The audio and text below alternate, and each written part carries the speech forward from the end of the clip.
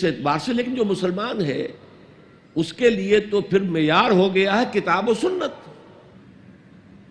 اس کسوٹی پر ہر چیز کو پرکھیے. اگر اس کے خلاف کوئی بات ذہن میں آ رہی ہے تو اسے وسوسہ شیطانی سمجھیے، لاہور پڑھیے، اس کو جھٹک دیجیے، اسے زبان پر بھی نہ لائیے. اس لیے کہ جب تک وسوسے کو آپ زبان پر لا کر بیان نہیں کرتے کوئی گرفت نہیں ہے. اس لیے کہ شیطان کو یہ اختیار اللہ نے دے رکھا ہے. الذی یوسوس فی صدور الناس، وسوسہ اندازی وہ کرتا ہے، لیکن یہ کہ آپ اس کے وسوسے کو قبول کرتے ہیں یا نہیں کرتے یہ آپ کا اختیار ہے.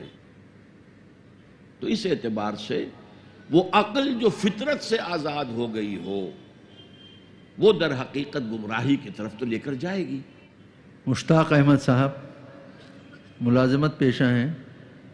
آپ کا سوال ہے کہ شرک کو چھوڑ کر میری ذات سے دانستہ یا غیر دانستہ لغزشیں ہوتی رہتی ہیں جس کا براہ راست فوری اثر میری روزی روٹی پر ہوتا ہے.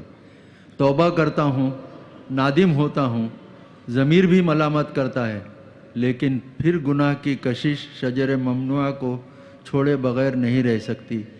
کیا انسان اس حد تک کمزور ہے؟ تدارک کیا کرنا چاہیے؟ تدارک کیا ہوگا؟ دیکھیے تدارک تو یہ ہے کہ اپنے ایمان کو اور گہرا کیجئے اور گہرا کیجئے اور گہرا کیجئے. جس کا منبع اور سرچشمہ قرآن ہے، قرآن پڑھیں اور قرآن کو اول تو کوشش کریں. اگر آپ کی عمر ابھی ایسی ہے کہ آپ سیکھ سکتے ہیں تو عربی زبان سیکھیں اور قرآن کو اپنی آنکھ سے پڑھیں، ترجمے سے نہیں. ترجمہ سیکنڈ ہینڈ نالج ہے. ترجمہ جب آپ پڑھ رہے ہوتے ہیں تو مترجم کی آنکھ سے قرآن پڑھ رہے ہوتے ہیں، اپنی آنکھ سے نہیں. وہ سیکنڈ ہینڈ نالج ہے. وہ نالج دے سکتا ہے، انسپائر نہیں کر سکتا. ترجمہ کبھی انسپائر نہیں کرتا. تو ایمان جو پیدا ہوتا ہے وہ قرآن کو سمجھ کر پڑھنے سے ہے. اس ایمان کی کمزوری کی وجہ سے ایسا ہو جاتا. اچھا یہ بھی ہے کہ بعض طبائع جیسے کوئی جسمانی طور پر بہت قوی ہے، بعض جو کمزور ہیں پیدا ہی لاغر ہوتے ہیں اور پھر ساری عمر لاغر رہتے ہیں. ایسے ہی اندر سے انسان کے اندر جو قوت ارادی ہے وہ بھی بعض کی مضبوط ہوتی ہے، جو فیصلہ کر لیا ڈٹ گئے. بعض کی قوت ارادی اتنی مضبوط نہیں ہوتی. مثلا بعض لوگ سگریٹ چھوڑنا چاہتے ہیں، نہیں چھوڑ سکتے. 8 مہینے 10 مہینے پھر اس کے بعد جو ہے وہ دوبارہ عود کر گئی.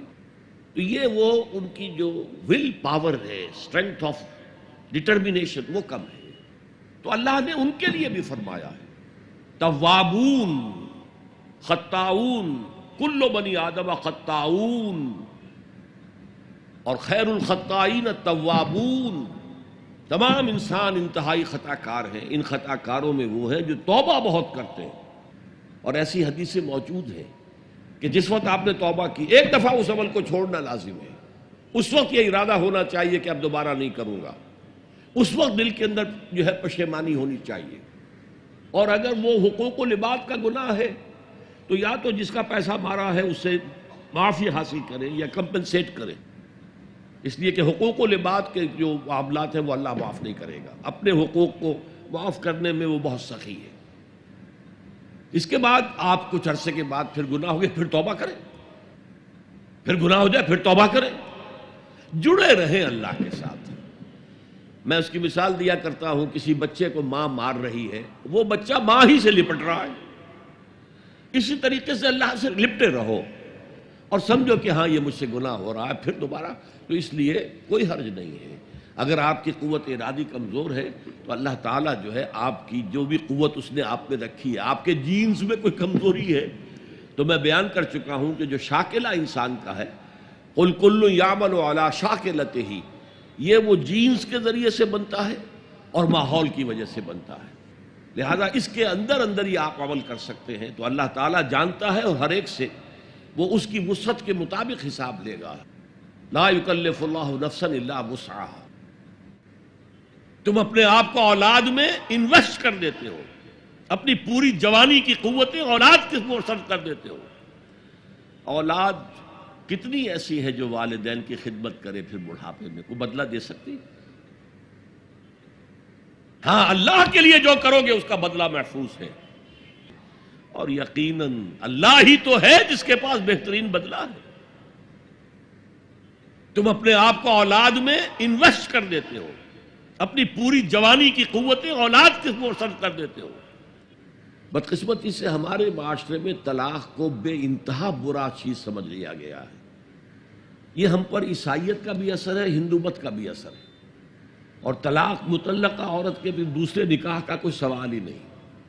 اگر کوئی مطلقہ عورت یا بیوہ عورت نکاح ثانی کرتی ہے تو اس پر بھی فقرے چست کیے جاتے ہیں، اس سے رہا نہیں گیا، یہ بیٹھ نہیں سکی، وغیرہ وغیرہ۔ اس لیے عورتیں عام طور پر اس سے بچتی ہیں۔ ہمیں جو اسلامی اسپرٹ ہے اس کو رکھنا چاہیے۔ انکحوا الایام منکم، بیواؤں کا نکاح کرو، تو یہ فرض ہے، لازم ہے۔ عرب ممالک میں آج بھی کوئی بھی رکاوٹ نہیں ہوتی، اور قرآن مجید میں بھی ایک جگہ پر سورہ نساء میں کہا گیا ہے کہ اگر تمہارا معاملہ آپس میں نہیں نپٹا تو ٹھیک ہے، علیحدہ ہو جاؤ، کوشش کرو حتی الامکان کے نباہ ہوتا رہے، لیکن اگر کسی وجہ سے مزاج ہی نہیں مل رہے، ہر وقت کی کھٹ پٹ ہے، اور کوئی جو ہے میڈیشن حکم من اہلہ و حکم من اہلہا، ایک حکم اس کے بیوی کے رشتہ داروں میں سے، ایک حکم جو ہے شوہر کے رشتہ داروں میں سے، وہ بیٹھ کر کسی طرح معاملہ سلجھائیں، نہیں سلجھتا تو علیحدہ ہو جاؤ۔ اللہ تعالیٰ دونوں کے لیے کوئی بہتر شکل پیدا کر دے گا۔ گویا کہ ایک طرح کی پرسویشن ہے کہ بدے نہ رہو زبردستی، چاہے نہ تمہارے مابین محبت ہے، نہ موافقت ہے مزاج کی، ہر وقت کی کل کل ہے، ہر وقت کا جھگڑا ہے، ہر وقت کی جو ہے وہ میں تو ہو رہی ہے، تو اولاد پر بھی منفی اثر پڑ رہا ہے، ان کا کردار جو ہے وہ منفی قسم کا بنے گا، تو اس سے بہتر ہے طلاق۔